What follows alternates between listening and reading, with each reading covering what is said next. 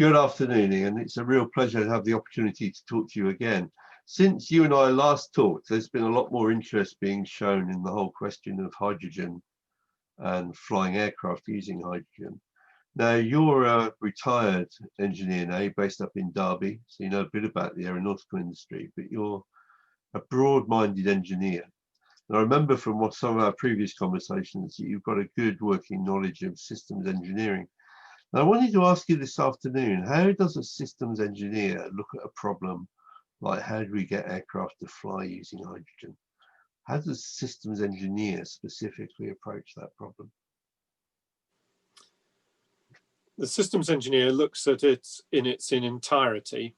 So it's not just the complete loop for the hydrogen or the complete loop for the aircraft. They're also looking at all the requirements that there are at the beginning of the process and in the middle of it and at the end of it. What I tend to do is to use one of the other tools that I use, TRIZ, first. And one of the tools within that operation is to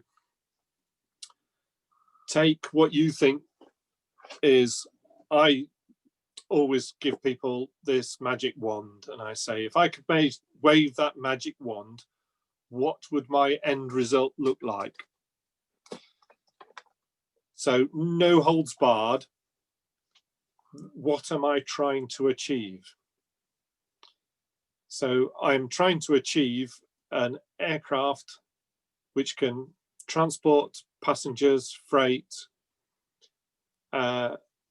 and have a fuel that is energy dense and sufficient that I can take off and I can fly to wherever I need to in the world.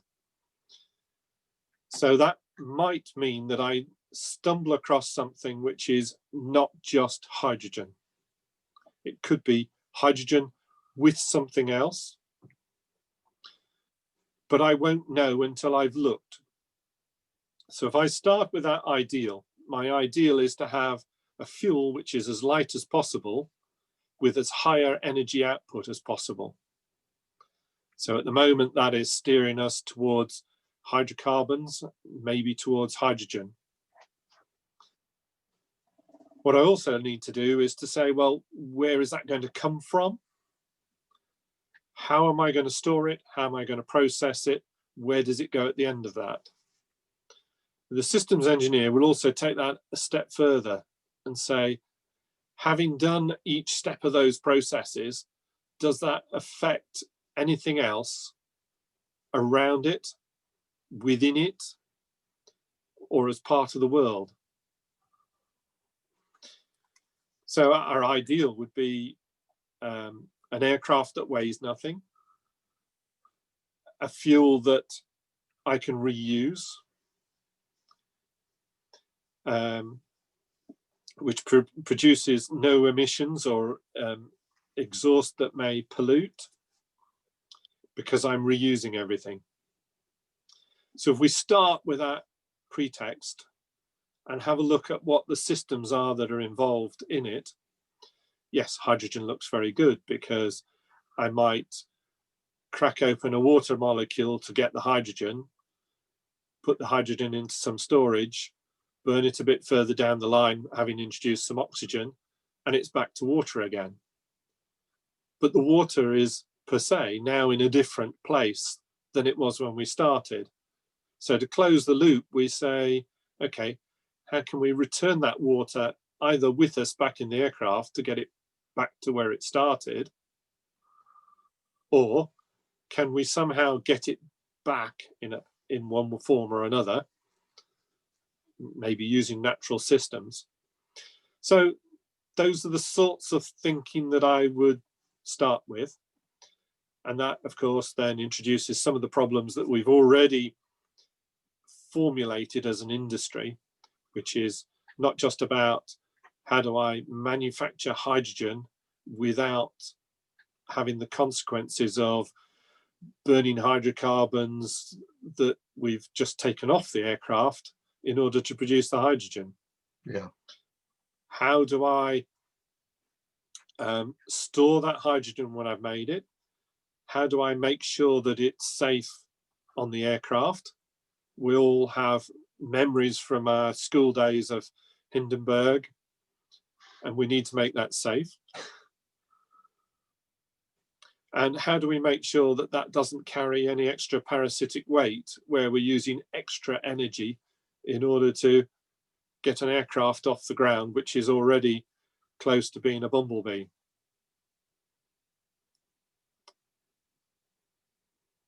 So are you optimistic that systems engineers, by working with more focused engineers who are solving just particular parts of the problem, are you optimistic about what can be achieved, or do you think it's going to be very difficult? I think it's perfectly possible that we will get, I'll call it an alternative fueled aircraft.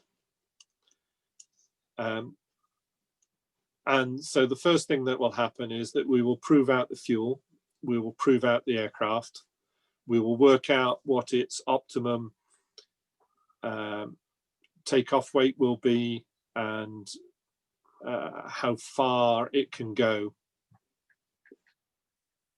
Because there's an optimum point, even with a hydrocarbon, that the more fuel you put on the aircraft, you get to a point where you're putting on so much extra fuel in order to take off because of the extra weight of the fuel, that it becomes more cost effective to do a mid-flight, either in-flight refueling or to take a break and basically have two short journeys rather than one long journey. Right. And you will have a different equation when you have a different fuel. And what you might find is that the range that you now get from your aircraft leads you down a different route. What we're going to be having to think about is what is coming up are the small drones, up to small air taxis, all the way up to large aircraft. And what we may find is that the hydrogen fuel is optimal for a part of that market, but is probably not beneficial right across the range of that type of aircraft.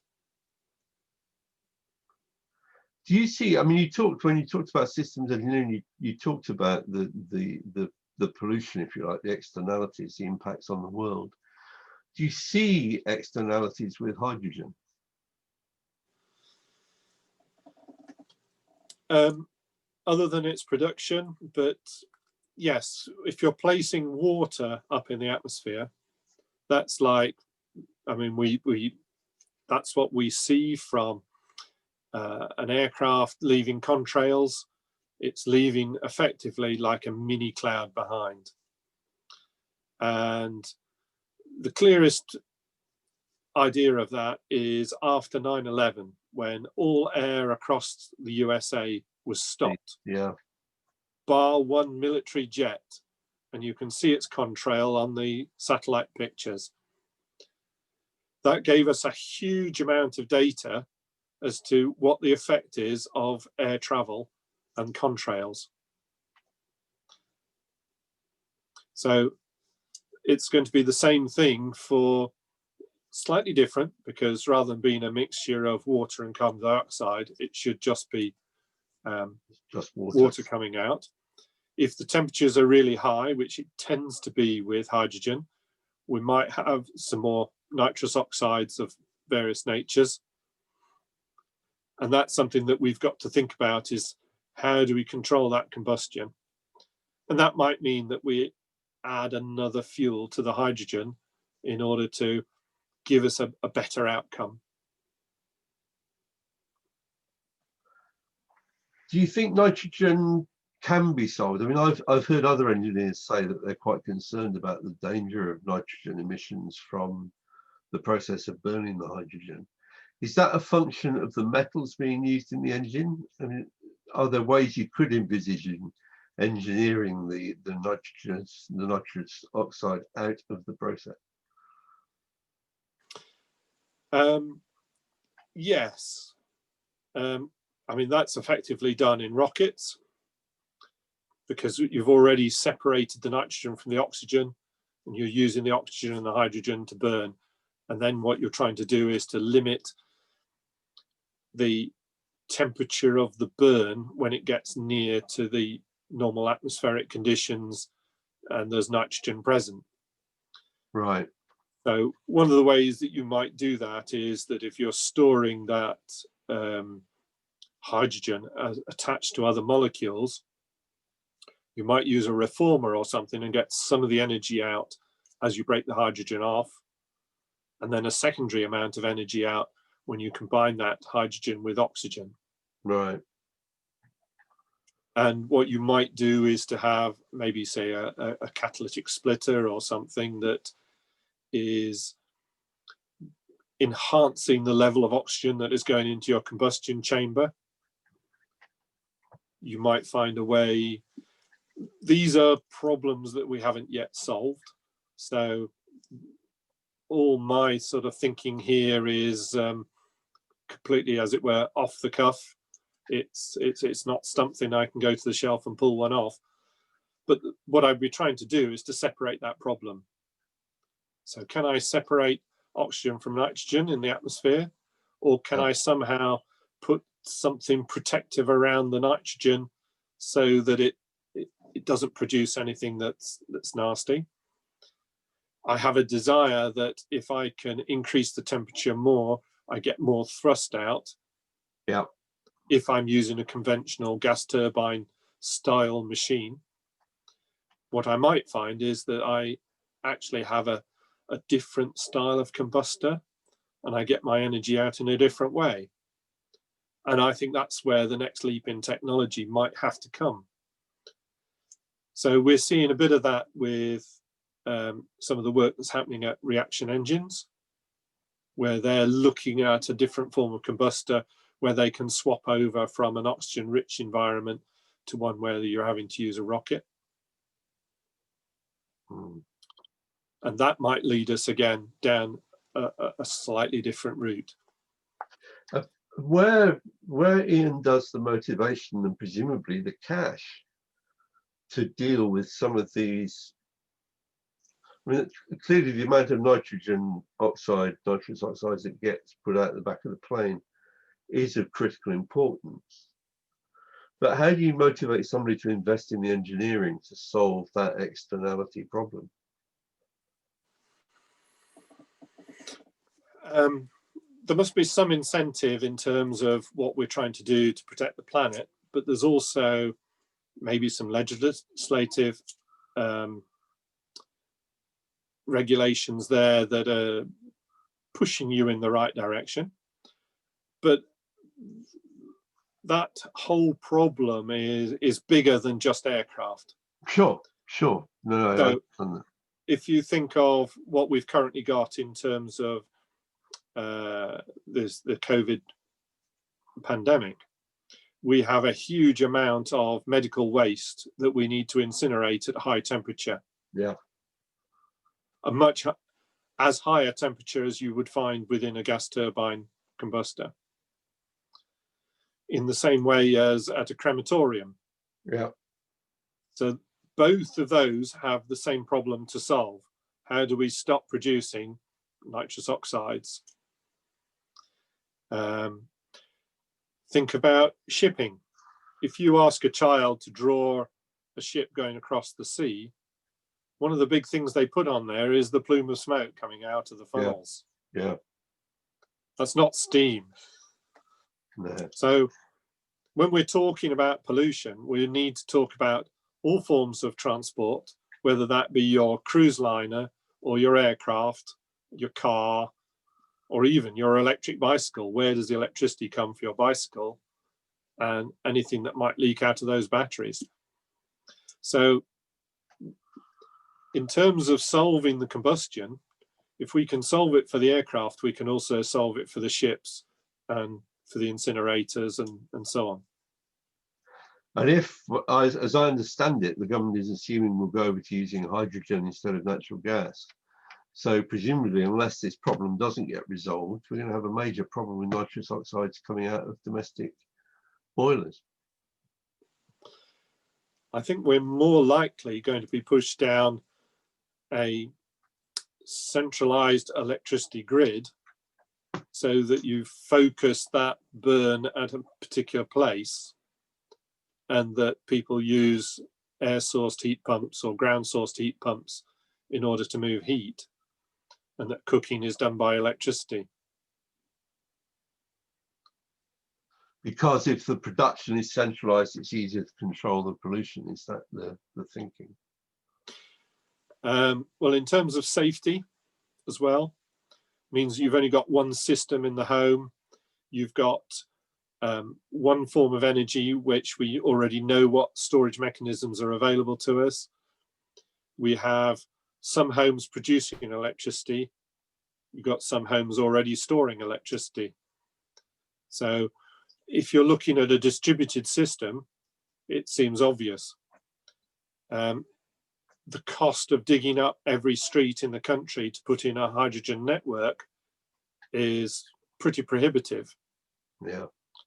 I mean, it's bad enough the amount of digging up that's going on at the moment to either line or to replace the cast iron because it's too porous for the gas that we're currently using.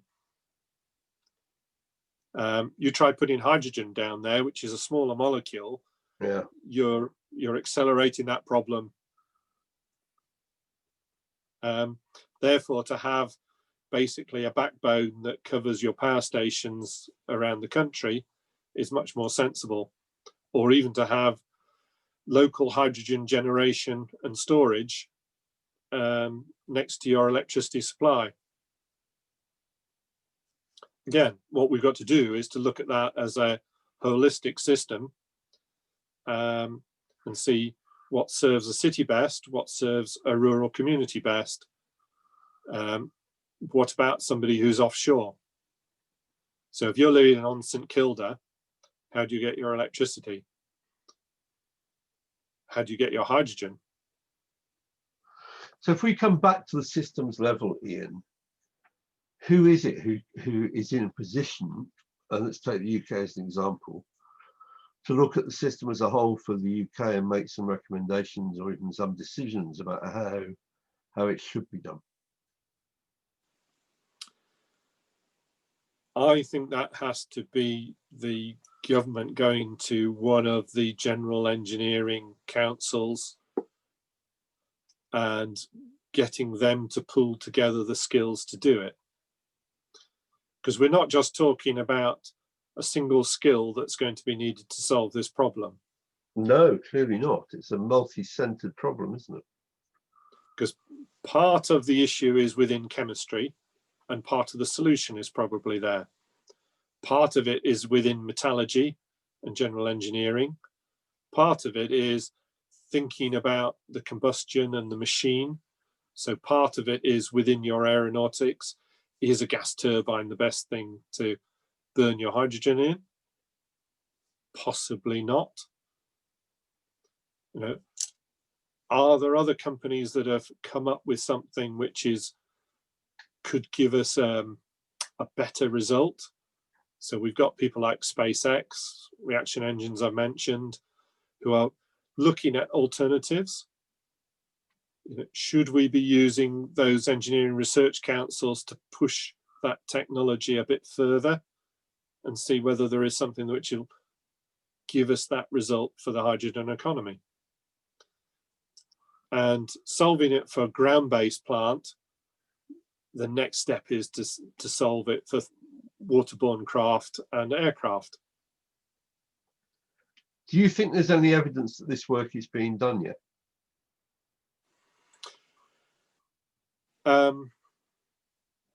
It's been done in a haphazard way by small enthusiastic groups in different parts of the world.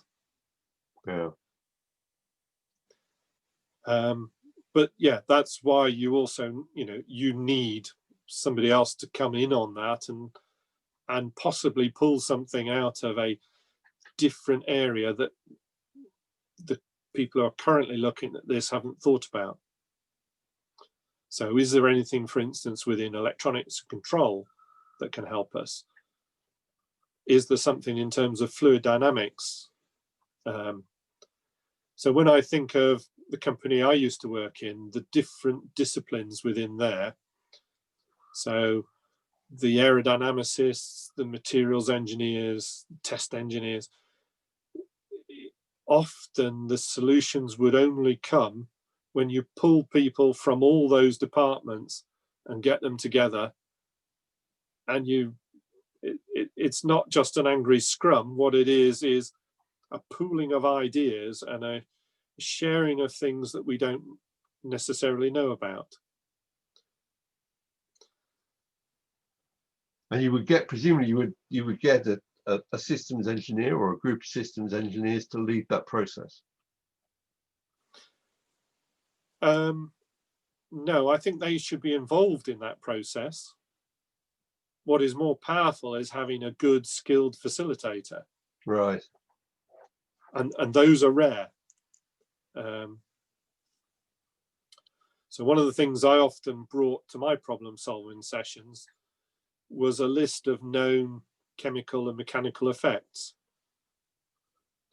I've got in my library back in the workshop 2 volumes of old Victorian manual of basically levers, pulleys, and methods of making. And so some of the particularly sort of jigs and tooling that we used to make for machining components, we would dive into those old books and so, you know, things like lost motion actions and so on, right, where you can build in hysteresis into a cyclic loop. Those mechanical effects are known about. You then ask the electronics engineer to do similar sort of thing, and he will say, oh yeah, well, yeah, we've got the equivalent of this. It's called a delay loop. And you ask the chemical engineer and they'll say, well, yeah, we've got the equivalent of that. You know, you can suppress a reaction for a while, right, and then it will pop up. And when you look at that and you realize that you're actually solving the same problem, but through 3 or 4 different disciplines. And that's when you start to cherry pick and say, well, on this particular problem, this is the solution we want. Right.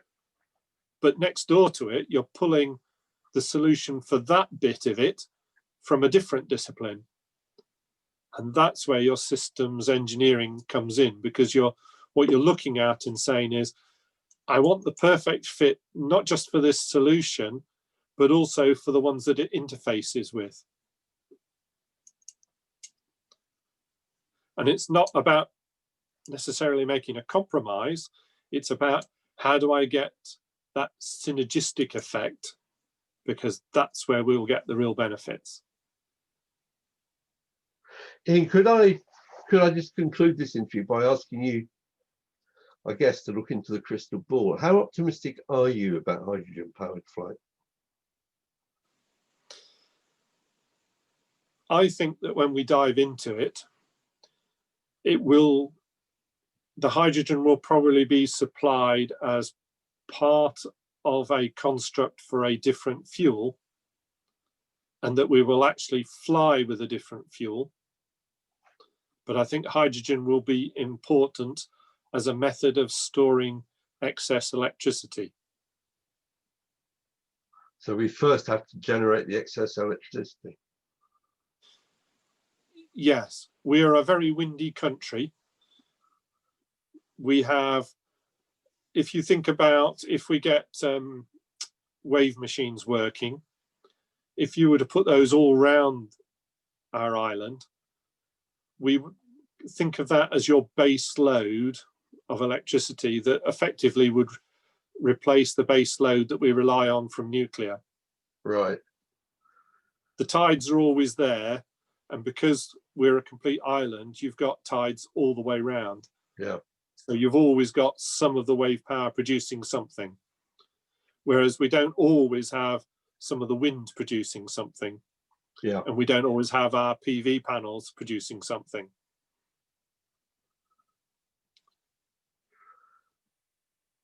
Could I push you to put a timescale on this? I think we'll be driven by necessity. So it's either going to be driven by cost or availability of fossil fuel. At the moment, what's happened is that the wind power and the solar power have run ahead of demand, and that's reduced the cost of our fossil fuels. Yeah. Had we not got those, the price of fossil fuels would be very high and would actually be driving us to develop them. So it's that very fine balance between the two, that if our renewable accelerate too quickly, then it becomes too cheap for people who are dumping fossil fuel. We've also got to think, there was a time 200 or 300 years ago when we had an awful lot more forestation around the globe. Yeah. That is effectively a fossil fuel that has been used up, that we need to think about how we get round to regenerating some of that. And that's not just for bringing carbon out of the atmosphere, but that's where are we going to get our building materials from? Because there's only a finite number of holes in the ground that you can dig to get your clay, your bricks, your stone. Yeah. Because wood is the only renewable energy, renewable building resource that we have, isn't it? That's right. Yeah. So that again is taking that systems engineering approach that says, how do we get that cyclic economy back into play again? But it sounds to me, in listening to what you're saying, that this is not going to be done without a fair amount of government regulation and incentive, is it? The market is not going to deliver this on its own. That's right. And that's why the COP being held in Glasgow this next year is going to be really important, getting other countries on board, because this is not something that we can do by ourselves. No. We might be able to develop some of the technology, but if we haven't got similar tariffs on everybody, then it's not going to work. At the moment, there is, I think most countries do not tax aviation fuel. No. Because no one's managed to agree a tax on aviation fuel. But when you're driving your car, the majority of what you pay at the pump is tax. It would make an enormous difference if it were possible, I'm sure, to tax aviation fuel. But the industry would rather have subsidies, incentives. Yeah. Yeah. Ian, that's been really useful this afternoon. Thank you very much indeed. And I'm sure I'm going to come back to you and ask whether you can answer some other questions, probably in the quite near future.